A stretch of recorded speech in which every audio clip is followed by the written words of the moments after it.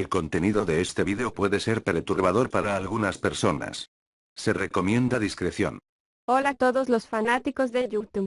Soy Megabar82, y me da muchísimo gusto estar con ustedes. Esta es la parte número 18 de mi investigación sobre asesinos seriales, deseando que sea de su agrado. La entrega pasada nos trajo las historias de Amy Archer Gilligan y Rodney Alcalá.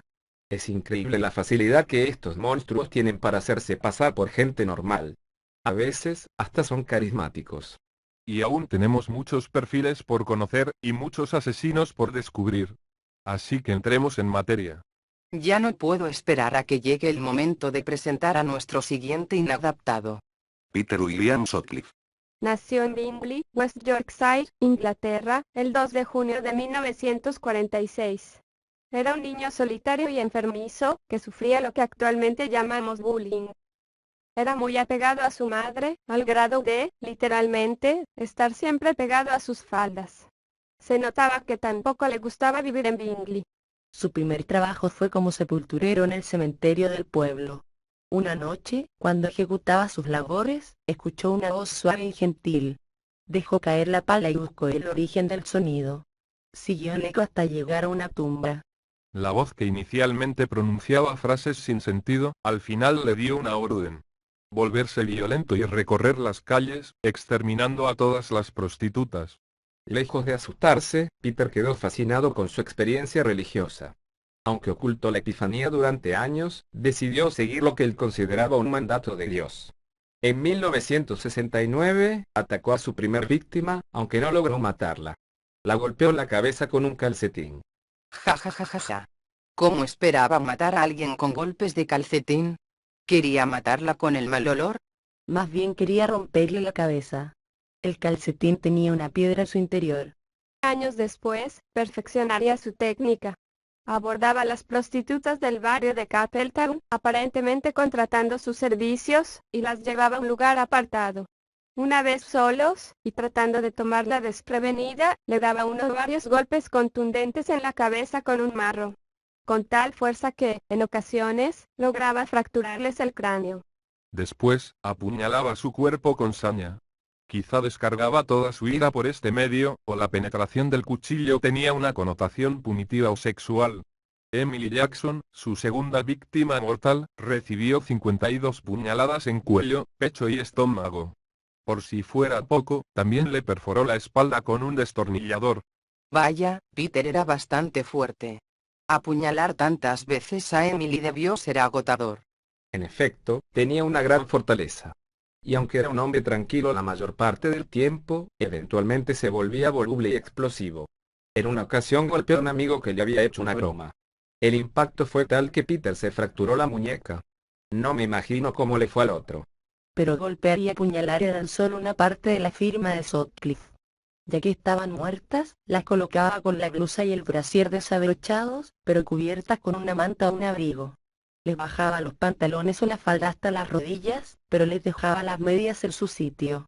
Creo que esto demuestra dos sentimientos mezclados: el desprecio y humillación hacia sus víctimas por considerarlas pecadoras, y al mismo tiempo, un cierto resentimiento hacia sus partes pudorosas. En el fondo de su mente, sabía que lo que estaba haciendo le traería consecuencias. Es decir, conocía la diferencia entre el bien y el mal. En algunas ocasiones abría los estómagos o extraía los órganos de sus víctimas, lo que le valió ser llamado el destripador de Yorkshire. Parece que se tomó muy en serio su labor de limpieza de prostitutas. Aunque no todas sus víctimas fueron mujeres de la vida galanta. Los feminicidios efectivamente eran indiscriminados, lo que terminó de desatar el miedo en la población de West Yorkshire. Peter era tan astuto y cuidadoso, que la policía no era capaz de esclarecer la identidad del destripador de Yorkshire. La única pista que encontraron en las múltiples escenas del crimen fue la huella de una bota Wellington talla 7. Había pateado con tal fuerza el cadáver, que impregnó la marca de su calzado. La presión pública estaba encima, exigiendo resultados. Los medios comenzaban a comparar al asesino desconocido con Jack el Destripador. De hecho, lo único que los diferenciaba era que el bueno de Jack enviaba correspondencia a la policía, burlándose de su incapacidad para atraparlo. Hablando de correspondencia, en 1979 la policía de Yorkshire recibió una carta. En ella indicaba que Vera Millward, la víctima más reciente del destripador, había estado en el hospital. Esta información no era de dominio público, e hizo creer a las autoridades que el remitente era en realidad el asesino. Decía además que la siguiente muerte tendría lugar en Bradford. 2 semanas después, se encontró el cuerpo de Josephine Whittaker en Halifax, a 20 minutos de Bradford. También recibieron una grabación.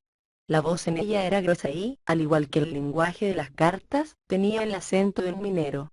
Decía que quizá volvería pronto a la acción, y probablemente en Manchester porque ahí había muchas prostitutas que no aprenderán nunca. Finalmente se despidió, llamándose a sí mismo Jack el Destripador. Igual que en las cartas. Estos mensajes eran la única pista real, y las autoridades decidieron seguirla, sin saber que se dirigían a una quimera. El autor fue un ex policía llamado John Samuel Holmes. Por su causa, morirían 3 mujeres más. Quizá esas muertes eran inevitables, ya que las pesquisas policiales eran ineficientes.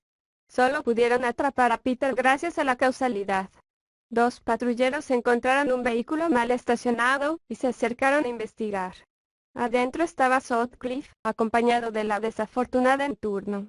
Los agentes detectaron que la matrícula del mueble era falsa, y se llevaron a Peter por sospecha de robo. Antes de llevárselo, Pierre pidió apartarse unos instantes para regular su hidratación. Aprovechó esto para deshacerse del martillo que pensaba utilizar para ultimar a la meretriz. Después de varias declaraciones contradictorias, y sobre todo al compararlo con el retrato robot del destripador, lo relacionaron con los homicidios en Yorkshire. El hallazgo del martillo en la escena de la detención terminó de incriminarlo. Después de un largo interrogatorio, finalmente aceptó su culpa. Pareció que tanto la policía como Peter se sentían aliviados por cerrar el caso. Durante el juicio, alegó demencia. Pero no le creyeron, porque era un asesino serial organizado. Planeaba fríamente sus crímenes y seleccionaba con cuidado la escena del crimen. Incluso formó parte de una brigada civil para buscar y atrapar al destripador de Yorkshire, y acompañaba a su esposa si ella necesitaba salir de noche, para protegerla del asesino. Además era un vecino tranquilo que no llamaba la atención. Nadie sospechaba de él. O quizá padecía un trastorno disociativo de la identidad, mejor conocido como personalidad múltiple. En su confesión comentó acerca de sus víctimas. Cuando pienso en todas ellas, me doy cuenta del monstruo que soy. Además, Sutcliffe siempre llevaba consigo sus armas de ejecución, o como se le conoce en criminología, su kit de asesinato. Incluía una sierra para metales, cuchillos, el ya mencionado martillo, y su arma favorita, desarmadores Phillips afilados. Fue encontrado culpable y recibió cadena perpetua. Sufrió agresiones en prisión que pusieron en riesgo su vida, por lo que fue trasladado al asilo psiquiátrico de Broadmoor, donde permanece recluido hasta la actualidad. En 2010 se le negó la libertad condicional. Se cree que Sutcliffe desarrolló un odio hacia las mujeres porque, durante su infancia, atestiguó cuando su padre puso en evidencia la infidelidad de su madre. Recordemos que Peter era muy apegado a ella, y el descubrir lo anterior quizá provocó que se decepcionara terriblemente del sexo femenino, haciéndolo pensar que todas ellas eran pecaminosas. Después de cerrar el caso, la policía inglesa encontró que sus pesquisas habían sido muy defectuosas, por lo que trabajó en mejorar sus métodos de investigación. Por cierto que en 2006 el ex policía Holmes, autor de las cartas y la grabación del destripador minero, fue sentenciado a 8 años de prisión por obstrucción de la justicia. Es así como llegamos al final de 18ª parte de Asesinos Seriales. Próximamente regresaré con ustedes con un nuevo y locuendero video. Saludos, y hasta la próxima.